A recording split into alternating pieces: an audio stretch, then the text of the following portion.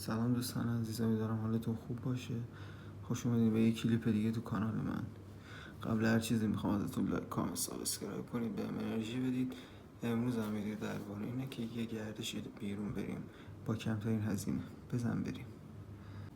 اینم قهوه. خب دوستان عزیز، رسیدیم، ما اومدیم اینجا و دمای خیلی بکری و واسهتون میخوام ظاهر کنم. اینجاست یه سربالایی خیلی خوبی داره. ما اومدیم الان تا بالا از این جاده، ماشین هم زدیم اون پایین، موتورگیری ماشین هم پایین زده. میخوایم یه نمای خوبی اومدیم با هم به اشتراک بذاریم.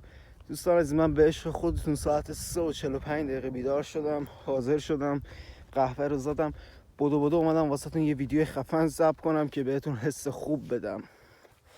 ازتون میخوام حمایتم کنید، بهم انرژی بدید، لایک و کامنت سابسکرایب کنید منو که من بتونم سریعتر رشد کنم، سریعتر بتونم انرژی بگیرم واسهتون ویدیوهای بهتری ضبط کنم، که همون ویدیوهایی که دوست دارید. قرار ویدیوهای خوبی واسهتون بسازم، تست چالش ها، تست کافه گردیار، ارزون ترین تا گرون ترینا، گردشگری، مکانهای گردشگری، مسافرت رفتن، حسای خوب قرار رو با من تجربه کنی. پس رفیق خوبم، ازت خواهش میکنم منو سابسکرایب کنی، لایک کنی و حمایتم کنی که بتونم واسه انرژی بگیرم، ویدیوهای بهترتری ضبط کنم. عاشقتونم. فعلا خدافظ.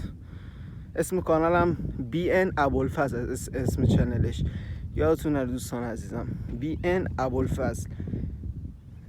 چنل رو حمایت کنید و سابسکرایب یادتون نره. عاشقتونم. فعلا.